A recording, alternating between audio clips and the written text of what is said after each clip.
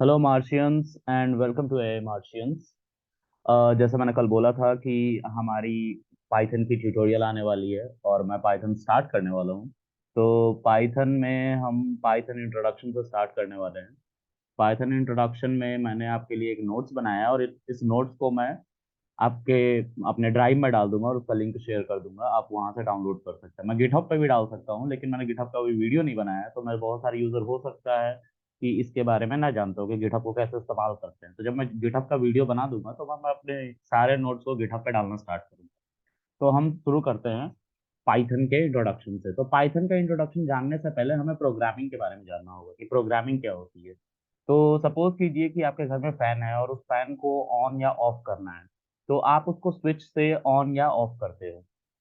On करते हो fan चलने लगता है, ऑफ करते हो फैन बंद हो जाता है। तो आपने कभी नोटिस करा होगा उस स्विच में 0 और 1 होता है। अगर नहीं होता है तो आज जाकर नोटिस कीजिएगा, वहां पे या तो 1 होगा या 0 1 दोनों होगा। तो उस डॉट का मतलब होता है 1, मतलब ऑन, और 0 का मतलब होता है ऑफ। तो हमारा पूरा का पूरा प्रोग्रामिंग बाइनरी कोड पे काम करता है। कंप्यूटर दो ही चीज जानता है। एक जानता है जीरो, बाइनरी नंबर जानता है जिसमें आते हैं हमारे दो नंबर, 0 और 1। तो बाइनरी नंबर जो है वही हमारा कंप्यूटर समझता है। 0 का मतलब नो सिग्नल, 1 का मतलब देर इज सिग्नल, कुछ सिग्नल है। ओके। तो प्रोग्रामिंग क्या होती है उसके बारे में बात कर लेते हैं। तो प्रोग्रामिंग का मतलब होता है कि हम किसी भी मशीन को बता रहे हैं कि उसे क्या करना है। अब बताने का तरीका बहुत हो सकता है। मशीन है तो हम ऑफ कोर्स कोडिंग के थ्रू बताते हैं। आज के समय में एलेक्सा है जिसको हम बोल के बताते हैं। तो वहां पे बहुत सारा प्रोसेस यूज हो रहा है, एनएलपी यूज हो रहा है, और एआई के बहुत सारे टूल्स यूज हो रहे हैं, वॉइस डिटेक्शन यूज हो रहा है। तो ऑल इन ऑल बहुत सारे टूल यूज हो रहा है, लेकिन इनपुट तो लिया जा रहा है मशीन के थ्रू। अब ट्रेडिशनल अप्रोच ये है कि मशीन को हम प्रोग्रामिंग यानी कि कीबोर्ड की हेल्प से इनपुट देते हैं। तो हम इंस्ट्रक्शंस उसको कहते हैं जो इनपुट दे रहे हैं। तो इंस्ट्रक्शन, अगर हम बस इतना बोले कि ऑन हो जाओ या ऑफ हो जाओ, लेट्स से फैन की बात कर रहे थे तो ऑन हो जाओ या ऑफ हो जाओ ये बात कर रहे हैं जब हम, इसका मतलब है कि वो एक ही इंस्ट्रक्शन एक बार में ले रहा है। अब एक एग्जांपल लेते हैं आपके किसी भी ऑटोमेटेड मशीन का। फॉर एग्जांपल आपके वॉशिंग मशीन का एग्जांपल लेते हैं। आपके वॉशिंग मशीन अगर फुली ऑटोमेटेड है तो आप उसको स्टार्ट करते हो, वो चलता है, कपड़ा धोता है, ड्रेन करता है, और स्पिन करता है, और सुखा के आपको कपड़ा वापस कर देता है। तो ये प्रोसेस, ये पूरा का पूरा एक इंस्ट्रक्शन चला था। उस पर कोडिंग हुई होगी ऑफकोर्स, और किसी न किसी लैंग्वेज से हुई होगी। तो वो लैंग्वेज कुछ भी हो सकता है। तो प्रोग्रामिंग का सिंपल मतलब है सेट ऑफ इंस्ट्रक्शन, जो मैंने लिख रखा है, set of instruction that a computer that we pass to a computer to perform any specific task. अब इसको पढ़ लेते हैं। Programming is the process of creating a set of instruction that tells a computer how to perform a specific task. अगर हम किसी specific task को किसी मशीन के द्वारा करवाना चाहते हैं तो उसको हमें इंस्ट्रक्शंस पास करने पड़ते हैं, और वो इंस्ट्रक्शन एक नहीं, एक से ज्यादा हो रहे होते हैं। तो उसी को हम प्रोग्रामिंग कहते हैं। ओके। तो हु इंट्रोड्यूस पाइथन। अब हम पाइथन की क्यों बात करें सर? तो मशीन को बताना कि तुम्हें कोई स्पेसिफिक काम करना है, यानी कि प्रोग्रामिंग कर रहे हैं मशीन की, तो उसको हम या तो पाइथन से करेंगे, या तो सी से करेंगे, C++ से करेंगे, जावा से करेंगे, PHP से करेंगे, बहुत सारे लैंग्वेज। तो जिस तरह से हम ह्यूमन हिंदी, इंग्लिश और बहुत सारी भाषा को समझते हैं, उसी तरह मशीन भी पाइथन, आप जावा, C++, डार्ट, इन सब लैंग्वेज को समझता है। तो उसी तरह पाइथन एक लैंग्वेज है जिसके थ्रू हम मशीन से इंटरेक्ट कर सकते हैं, बात कर सकते हैं। ओके। तो पाइथन को किसने इंट्रोड्यूस किया? पाइथन के इंट्रोडक्शन के बारे में जानते हैं कि किसने पाइथन को इंट्रोड्यूस किया। पाइथन को इंट्रोड्यूस करने के जो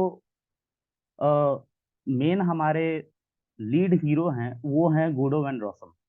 ये एक नीदरलैंड के रहने वाले हमारे एक प्रोग्रामर थे जिन्होंने इसको इंट्रोड्यूस किया।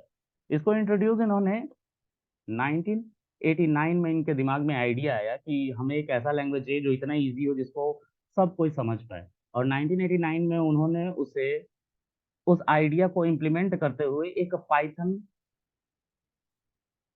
लैंग्वेज बनाया। और पाइथन लैंग्वेज 1989 उस समय उनको आइडिया था, इसको बनाने में उनको तकरीबन 2 साल लगे और उन्होंने इसको मार्केट में रिलीज 1991 में किया। तब पाइथन का पहला वर्जन यानी कि पाइथन 1x आया था। अब पाइथन हम 3x यूज कर रहे हैं, तो सर 2x नहीं आया था? मैंने बोला 2x भी आया था। तो पाइथन 1x के बाद पाइथन 2x मार्केट में आया था और 3x अभी आया है। कुछ समय लिंक्डइन में उनका पोस्ट आया था कि अब उनका कोई इरादा नहीं है पाइथन 4x चलाने का। तो ऑफ कोर्स जो भी उनको सिंप्लिसिटी देनी थी इस लैंग्वेज से रिलेटेड उन्होंने इसको दे दिया। ये इतना सिंपल है कि अगर हम डेवलपमेंट करते हैं लेट्स से C++ जावा के साथ, तो सी पे जो हमें वेबसाइट बनाने में 1 महीना लग जाता है, यहाँ पे आप 7 दिन में बना सकते हो। मतलब इतना ये फास्ट है। तो उन्होंने पाइथन को इतना सिंपल बनाया है। तो बहुत सारा थर्ड पार्टी का भी सपोर्ट है, मतलब ये ओपन सोर्स है। पाइथन एक फ्री लैंग्वेज है जिसको आपको यूज करने के लिए किसी को पे करने की जरूरत नहीं होती, तो इसको ओपन सोर्स कहते हैं कंप्यूटर की जुबान में।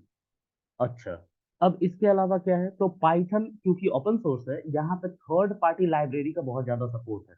तकरीबन 35 लाख प्लस लाइब्रेरीज मार्केट में दी गई हैं पाइथन के लिए,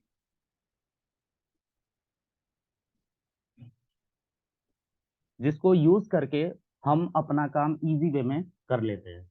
फॉर एग्जाम्पल, अगर मुझे यूट्यूब का वीडियो डाउनलोड करना है, मैं पाईट्यूब लाइब्रेरी को यूज करके यूट्यूब का वीडियो डाउनलोड कर लेता हूँ। सिर्फ 4 लाइन का कोड लिखना होता है उसके आगे, दैट्स इट। तो पाइथन इतना इजी है। ओके, पाइथन को बनाने वाले एक CWI नाम की संस्था में काम करते थे। ये नीदरलैंड में ही है। इस स्टेटमेंट को पढ़ते हैं। CWI is an international renowned research institute in mathematics and computer science located at Amsterdam Science Park in Amsterdam, the Netherlands। Netherland में ये अवेलेबल है। तो CWI एक संस्था है जो नीदरलैंड में अवेलेबल है।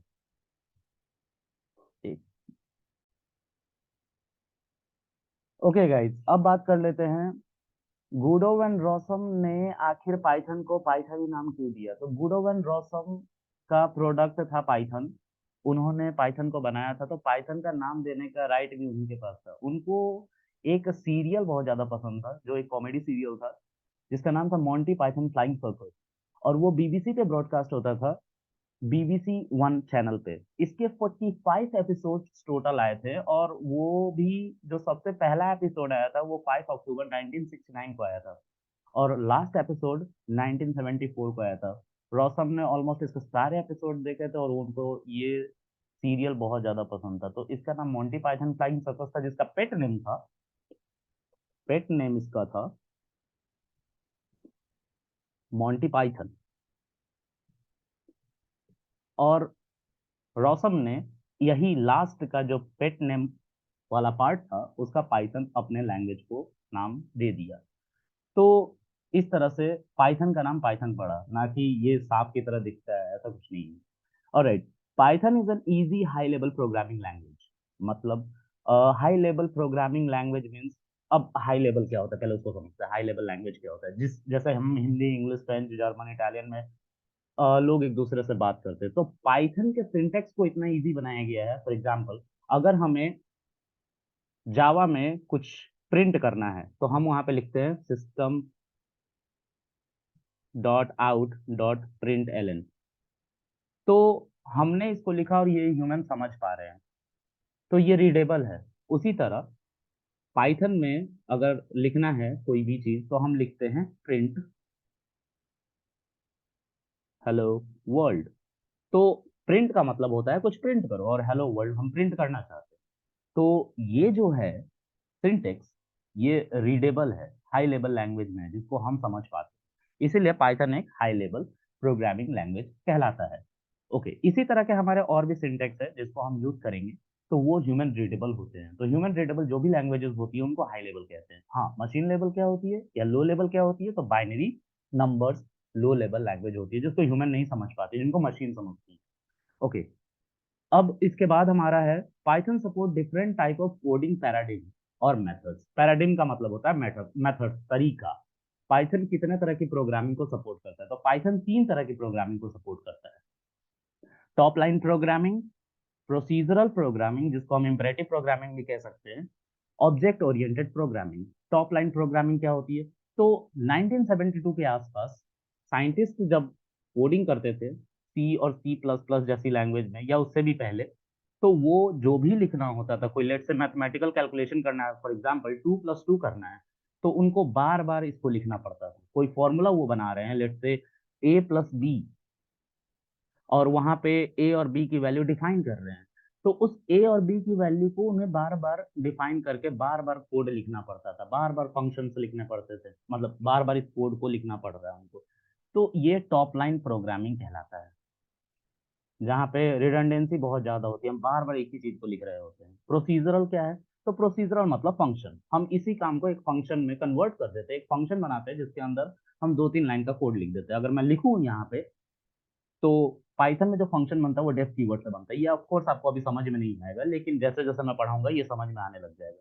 तो अभी अगर आप समझना चाहें तो डेफ, लेट्स सम करना है 2 नंबर को, तो A, B हमने डाल दिए इसके अंदर, और इसको हमने यहीं पे A+B कर दिया, और इसको प्रिंट कर लिया। अब जब भी हमें इस फंक्शन की जरूरत पड़ेगी, हम इस फंक्शन के नेम को कॉल करेंगे, और उसके अंदर ये जो पैरामीटर्स है इसमें वैल्यू पास करते हैं, और वो यहाँ पे पास हो जाती है, और हमें स्पेसिफिक आउटपुट मिल जाता है। फॉर एग्जाम्पल, अगर मैं सम करना चाहता हूँ 2 वैल्यू को, जिसमें 2 और 3 है, तो 2 जो है मेरी ए प्लेस पे चली जाएगी, और 3 जो है बी प्लेस पे आ जाएगी, और वो यहाँ पे ए की जगह पे 2 रख दिया जाएगा, और बी की जगह पे 3 रख दिया जाएगा, और दोनों को ऐड करके आउटपुट दे दिया जाएगा। तो इसको प्रोसीजरल प्रोग्रामिंग कहते हैं। ओके, इसको मैं इरेज कर देता हूँ। अब क्या है गाइज, इसके बाद है ऑब्जेक्ट ओरिएंटेड प्रोग्रामिंग। हमने आज के समय में जितने एप्लीकेशंस देखे हैं, ज्यादातर उनमें ज्यादातर ऑब्जेक्ट ओरिएंटेड प्रोग्रामिंग के साथ ही काम किया गया है। Object oriented programming internally procedure यानी कि मेथड्स को यूज करती है। फंक्शन जब ऑब्जेक्ट ओरिएंटेड प्रोग्रामिंग में इस्तेमाल होते हैं क्लास के अंदर, तो हम उसे फंक्शन कहते हैं। इसके बारे में मैं ब्रीफ वीडियो बनाऊंगा, तो आप इसके बारे में बिल्कुल केयर ना करें। ओके, अब पाइथन का क्लाइंट कौन है? तो क्लाइंट, लेट्स से आपने पाइथन सीख लिया, पाइथन सीखने के बाद आप किसके पास जॉब मांगने जाओगे? क्योंकि डे एंड में हमारा टारगेट जो है वो जॉब है, कि हम किस तरह से अपने आप को सेटल कर पाए मार्केट में। तो पाइथन का जो क्लाइंट है, वो, मैं कुछ बड़े क्लाइंट का नाम लिख के लाया हूँ। तो ऑल इन ऑल इसके अलावा भी बहुत सारे क्लाइंट है, इसलिए मैंने यहाँ पे एक्सेट्रा लिख रखा है। तो गूगल, गूगल पाइथन का शुरू से ही एक बहुत बड़ा यूजर रहा है। फेसबुक, फिर इंस्टाग्राम, स्पॉटिफाई, कोरा, नेटफ्लिक्स, ड्रॉपबॉक्स, रेडिट, एटसेट्रा। तो ये ऐसे बहुत सारे क्लाइंट हैं। ओके, अगर आप पाइथन कर लेते हैं, what can we do after learning Python? हम पाइथन सीखने के बाद क्या कर सकते हैं? तो उसके लिए हमारे पास जो मेजर ऑप्शंस हमें दिखाई देते हैं आज के समय में मार्केट में, जो ट्रेंडिंग है, आर्टिफिशियल इंटेलिजेंस, फिर उसके बाद मशीन लर्निंग कर सकते हैं, डीप लर्निंग कर सकते हैं, डेटा एनालिटिक्स कर सकते हैं, जिसमें नमपाई, पांडास और मैटप्लॉटलिब का सहारा लेके हम कोड बेस पे, मतलब कोडिंग के through, without tableau and power BI, बिना टैबलू और पावर बीआई के डेटा एनालिटिक्स का भी काम कर सकते हैं, आईओटी कर सकते हैं, क्योंकि पाइथन के अंदर नेटवर्किंग से रिलेटेड बहुत सारी पैकेज लाइब्रेरीज दी गई हैं।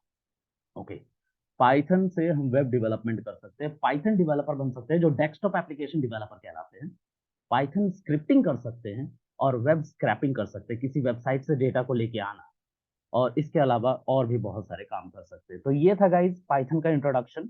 होप आपको ये वीडियो पसंद आएगा। अगर आया तो प्लीज लाइक शेयर सब्सक्राइब कीजिए, और आप कमेंट कर सकते हैं, अगर आपको कोई भी क्वेरी है मैं उसको सॉर्ट आउट करूंगा। Thank you Martian, bye.